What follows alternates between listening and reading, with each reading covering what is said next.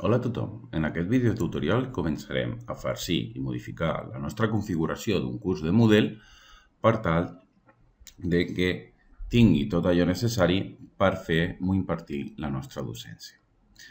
Com veieu, tenim el curs configurat per seccions, i en aquest cas hi ha unes quantes seccions més la secció general, que sempre ve per defecte, configurada en el curs Moodle, i sempre que hem de fer qualsevol modificació hem d'activar l'edició. Això ho trobarem en la cantonada superior dreta, hem d'activar l'edició. Una vegada fem això, com podeu veure, apareix tot un conjunt d'accions que podem fer que ens permeten configurar el nostre curs. Per exemple, si jo vull modificar el nom d'aquesta secció, l'únic que he de fer és editar el seu nom i li dic tema 1. Li dono a Enter i ja ho tenim configurat. Si jo volgués afegir alguna descripció o el que jo volgués d'aquest tema, només hauria d'anar al menú contextual de 3 punts i com podeu veure, podem fins i tot ressaltar per dir que estem fent aquest tema. Podria duplicar-ho, podia amagar-ho, podia fer que fos un link permanent o fins i tot, si editem la configuració, podem afegir una descripció del tema que veurem. Tot allò que nosaltres vulguem fer. Com podeu veure, ho tenim aquí.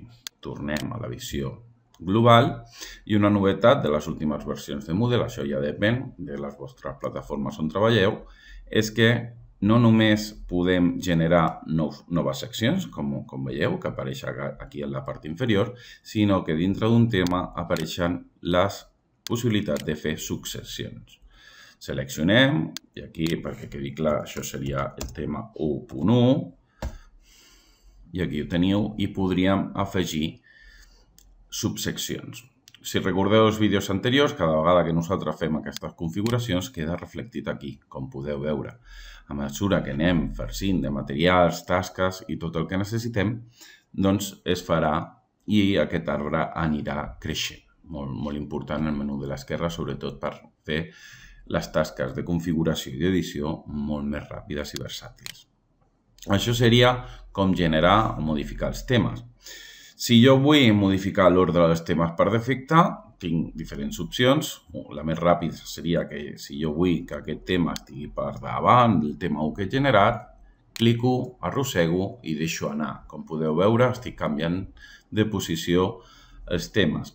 Passaria el mateix amb els subtemes, també.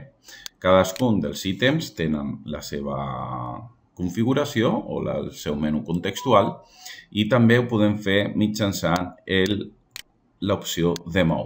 Aquí ens apareixen tots els elements. Penseu que això és un curs que està buit, si no apareixerien tots els elements que hi ha al curs. I jo li dic que va després de general. Ja hem mogut una altra secció. Per últim, tornarem a fer un moviment del tema 1 perquè quedi a dalt de tot, com ho podeu veure.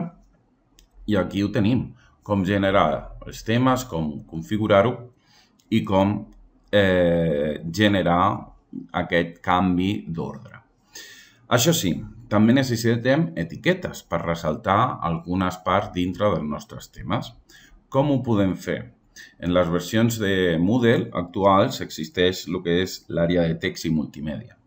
Si tenim l'edició activada i afegim una activitat o recurs, ens apareix aquest menú contextual on tindrem totes les activitats i recursos que podem afegir. Teniu un menú aquí en l'esquerra per saber si són d'administració, d'avaluació, col·laboració, comunicació, recursos o contingut interactiu o tot. Que us agrada molt algun recurs? Ho poseu en favorits. Veieu? I tindreu en destacat aquelles que utilitzeu més. Justament aquesta d'àrea de text i multimèdia, una vegada la seleccionem i li diem afegeix, serveix per generar etiquetes. Per exemple, jo puc posar aquí pràctiques. O allò que jo vulgui afegir. D'acord? Això seria l'índex, que és obligatori, i el text que ha d'aparèixer seria aquest, pràctiques. Puc afegir imatges, puc afegir àudio, puc afegir el que vulgueu.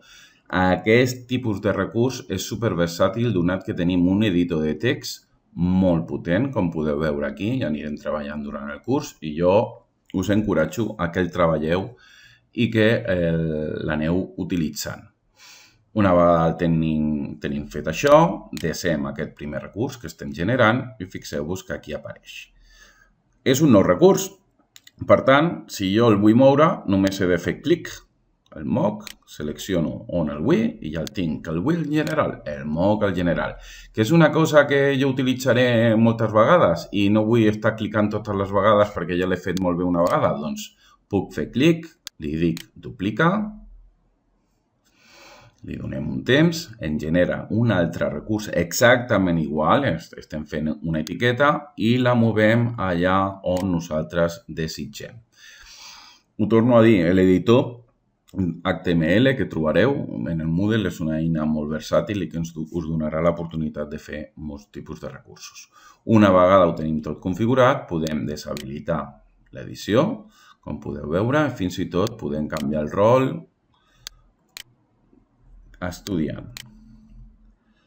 Això és com ho veuria un estudiant. Fixeu-vos que jo ja no estic com a professor, sinó que estic com a estudiant. Això és com veuria el nostre curs un alumne. D'acord? Totes les nostres configuracions. Llavors, una vegada ja ho he comprovat, puc tornar al meu rol normal i ja tindria les configuracions inicials fetes. Això és tot. Fins la propera.